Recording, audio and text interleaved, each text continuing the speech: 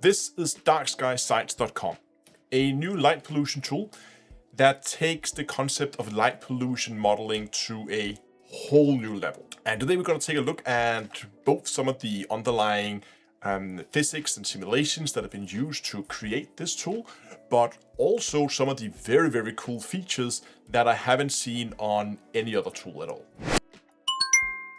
At the surface, this might just look like, well, just another light pollution map that we have seen from multiple different vendors. I validated some of them in the past myself. And sure, if we want something that looks a little bit more than what we're used to, we can get that visual as well, with false colors. However, as I say, don't judge this by its cover, because the data that is presented here is very, very interesting. However, I don't think I'm the right person to explain this to you. My name is Barrington Russell. I'm a product director. I'm a software builder. More than that, I'm an astronomer and an astrophotographer from Copenhagen in Denmark. I started a site called DarkSkySites because I had a huge astronomy problem one day that I needed to solve. I was going on an astronomy trip with an astrophotographer buddy of mine called Rene. We booked to go to a place called Villa Harta, just outside of Cordoba in Spain, and we thought that we would have beautiful dark skies there. And I remember looking on some of the existing light pollution maps. The sky looked beautiful and dark. So we packed all of our equipment and we went to Spain. And when we got there, yes, the zenith was somewhat dark as the map promised, but all around us were these huge light domes from other towns and cities. And we thought, if only there was a way to try and quantify what that sky would look like before we got there, then we could have avoided this problem. You can't just take a map and say, this is the amount of light pollution in this area. It's much more complex than that, because it might be super dark in one direction if you're looking over an empty area, but it could be like super light in a direction with a city. And that makes sense. So if we go ahead and just pick, like, I don't know, a random site here. Now we get a bunch of information out here in this area. We can see, for instance, the projected SQM readings in a year in the future. We can see the SQM reading now. We can see how it's trending, and it's actually calculating a year into the future as well. So you can see how light pollution is developing in your area. We have a full year view if we want to see. This is just basically when astronomical darkness, twilight, begins over the year, but you have that for your site as well. And if we pick another site, let's take in closer here to the city, we can now begin to see the different sites here. You can basically compare them, which is super cool. So if I take this one, and this is what it's called my home site, you can see here that 1 hour at my home site is equal to, if I need to get the same signal to noise ratio, I need to image almost 9 hours in here in the city compared to out here in the dark areas. So you can just easily take different sites and you compare how much you need to image at those different sites to gain the same amount of expected signal to noise. There's loads of other things, of course. And finally, if we jump up here, we have a whole suite of different tools where you can do Bortle sky comparisons, you can do signal to noise quality comparisons, basically the same as we saw with the sites, but if you just want to compare different Bortle scales, you can do it for SQM readings, aperture captures. I think there's a bunch of tools in here. Sky background. I haven't even looked through half of these tools, but there's a lot in here of different calculations and auto-guided performance. I'm not sure what that is. How do you then build a map? I mean, it's not like you can just go out and begin measuring the light pollution all over the planet. You gotta have some data to work with, and you gotta probably do some stuff with it. Like how do you build a site like this? So with a bit of research, you can find out that there is a satellite that has an instrument on it called VIRS. VIRS goes around the Earth all day, every day, and it's looking downwards at the planet. All this thing does is it takes photographs of what we call the upward radiance. So that is the light being emitted from the ground up into the air. That's kind of cool because it can tell you how bright something is on the ground. It cannot tell you anything about how that light travels through the atmosphere.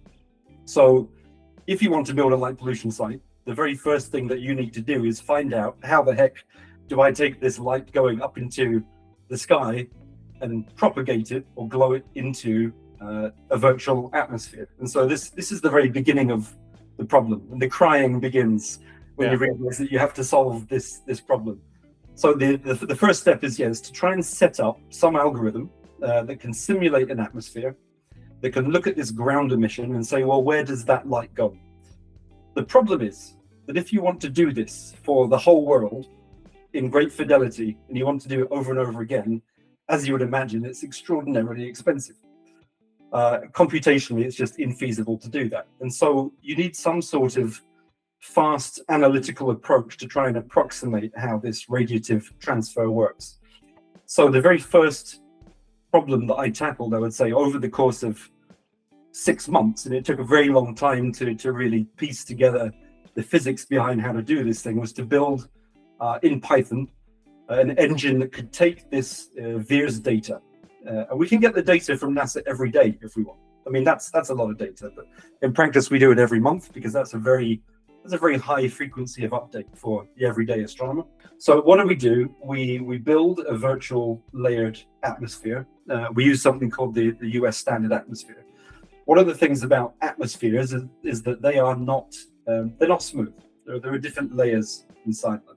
So we need to set up this artificial virtual atmosphere that has different molecular properties at different heights, and then compute a function that will spread the light from the emission through the atmosphere and then scatter it multiple times down to the observer. So there's a few different ways that you can do this. One is that you can take what's called a source-centric emission, or you can take an observer-centric position. The more efficient way to do it for us is to do observer-centric. So instead of saying, where does this light go? We need to look at, what does it look like to me?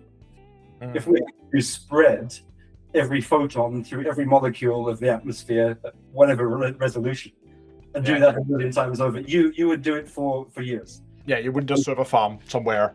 On a server farm somewhere. And actually, I mean, you raise a good point. Because when I was building the site in the beginning, I had a source-centric model. And I was doing all these tests at very low resolution. And even though the model was quite good, one thing I was starting to notice was that as I began to increase the fidelity and the resolution, I was starting to get numbers of 100, 200, 300 hours of compute to produce the map. And obviously this was completely intractable, at least for any reasonable purpose. Then I swapped it around and said, okay, well, instead of spreading the light everywhere, let's just look at every single point and see what is received to me. When we do it that way, we can make a very fast analytical approximation to this full radiative transfer algorithm. And that was a key breakthrough. So instead of 300 hours, that computation fell. And today it's only about 5 hours. Okay. So a global full resolution, 600 meters per pixel, radiative transfer approximation in just about 5 hours for the whole world. Future Astro here. Now, all these simulations that he's doing, I wanted to actually test whether the claims that he's making that it gives a better result than what you get on other maps were valid. And if you're a frequent watcher of the channel, you will know that back in January, I actually did a test of various light pollution maps where I went out and did real life tests where I measured it myself with a sky quality meter. And then I went home and compared my results to what the various maps did. Back then I wasn't aware of this site, so it wasn't included, but I still have the data. And because he's doing these things every month, I can go back and see what the light pollution was in the month I was doing the measurements and compare it. So take a look at this. I just quickly went into my spreadsheet where I kept all my data from that video. And you can see here I did both an inner city, a suburb, then I went to an abandoned airport slightly further away from the town, and then to a old Bortle. It's like an observatory. It's a very dark site about an hour and a half away from the city. That's relatively dark out here. And you can see here, what I've done here is I've put in the difference between the measured values, what I measured down here, to what the various light pollution maps and apps and whatever, what they say. So this is just the difference between the two. And as you can see here, DarkSkySites, now I've added the data for that, pretty much outperforms all the other maps in every category. The only place where it gets beaten is actually here at the abandoned airport, where you can see that light pollution map.app got a 0.05 of a difference from my measure of 19.88 SQM, where again DarkSkySites got 0.06. So 005, 006. This is the only place where it actually gets beaten. But again, it is very, very good. Like accuracy wise, compared to my real life measurements, it's getting damn close to what I could see in real life. So that's very, very positive. Now I have the unfortunate pleasure of working with satellite data before doing my studies. And I know that this data you get down is not always as clean as you want it to be.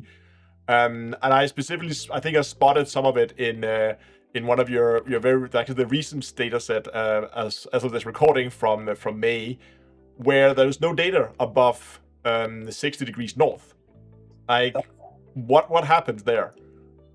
Something very special happens above about 60 degrees north in the summertime. Can you think what it is? Yeah, I have a pretty strong guess that you're probably talking about Aurora's northern light. That's one thing. The main issue is actually a bit more benign than that. It just doesn't get dark enough. Oh, okay. It doesn't get dark enough for that very sensitive satellite instrument to discern human light sources from the ground that's just bright. You know, if we think about in Denmark where we both are, yeah. You know, in the middle of the night, the atmosphere just isn't dark enough to see the stars. So just like we need a certain, like, we want to have at least astronomical twilight, ideally astronomical darkness, before we begin doing our images. In the same manner, the satellite also needs the same level of darkness on this ground in order to do its VIRAS measurements. That's exactly it. Yeah, so it works both ways. As you said, right, we can't see the sky very well in Denmark in the summer, and in Norway it's even worse. That makes sense, and that explains why. Because I was looking a few months back, and then suddenly there were data, and I couldn't see the same issues on the south, because if it was just the northern light or the south light, you would expect it to see the same issue on the south pole as well. But that of course means, because I was just looking here in the summer, that's why we didn't see the same issue. Okay, that's quite interesting. Yeah. I want to dive in and talk about some of the, I think probably one of the coolest features on the site, in my personal opinion, which is the first-person view of basically the sky dome from where you are. And you also mentioned that at the beginning, that was basically the problem you would try to solve, is that light pollution is obviously often higher at the horizon than it is above you. Could you talk about some of those features? What options do people have here? Because they have multiple different views they can see, as far as I remember. Yeah, so this is really one of the cool features, like the killer app in some ways, I think, of DarkSkySites. So we have this ability to simulate what the sky looks like for any point on Earth. So we remember that this satellite data is the input. The sky is the output, and then the product itself is being able to query that. One of the cool byproducts of having built a virtual atmosphere in the beginning is that we can simulate not just where that light goes in terms of glow, but we think, well, we can run it the other way around, right? We're not just up in space looking down, but we're on the ground looking up. It is now within our possibility to build a virtual atmosphere, even in a first-person view, like a shooter game. Yeah, we can look around us and see, well, what does that sky look like? And as you said, it was trying to solve the problem I had of getting to Spain that day, and seeing these great big light domes on the horizon. So I started building a system that could simulate the light pollution, the lit environment for anywhere on Earth. The first implementation was quite rudimentary. It was very simplistic. As I developed the site further, then I was able to build a really high performance GPU-based atmospheric scattering engine that runs in your browser in real time. It took a long time, but I think the results are really pretty cool, because not only can you see that sort of typical false color, with the blues and the reds and the greens, which is very nice. I think everyone is familiar with that look, but we can do it somewhat photorealistically as well. So you can actually put it into a natural color mode, and you can play with the exposure, and you can see what do these light domes look like, what is the morphology. You can see how the extinction sort of cuts it out the distance, and it can spill around mountains and things like that. Yeah. So it tries to solve the problem of what do I actually see when I get there. Yeah. I think that was definitely one of the features when I was like playing around with that first person view, because it gives you such an intuitive understanding. I mean, even those, full sky, like we get when we have our all sky camera, basically an all sky view, even those, I mean, you need to think and say, okay, so that is north, that is south, and how does that translate into me actually being there? But as soon as you have the first person view and you can sit and drag it around with your mouse, I feel like it gives such an intuitive understanding of the light. And it's also, with the all sky view, I also find it quite difficult to get a feeling for, like, this 20 degrees, like how high are we dealing with? It gives a much more intuitive view, which I think is super, super strong. Now, what you've seen here is really only a small portion of the entire interview. And if you're interested in seeing the entire thing, let me know in the comment section below. Also, this is probably not the last time you're going to be seeing Barrington on the channel, because some of the things we discussed in the interview, there's a good chance that he's going to come back at some point in the future. So I just want to say a huge thank you to Barrington for taking the time, sitting down and having a chat with me about the tool that he's built. I will, of course, be providing a link in the description, or you can just go to DarkSkySites.com, check it out for yourself, and I would love to see feedbacks. What do you think of the tool in the comment section as well? Thanks for watching, clear skies, and have fun. Now, in order to determine the actual light pollution levels, what we're going to be doing is we're going to be using this.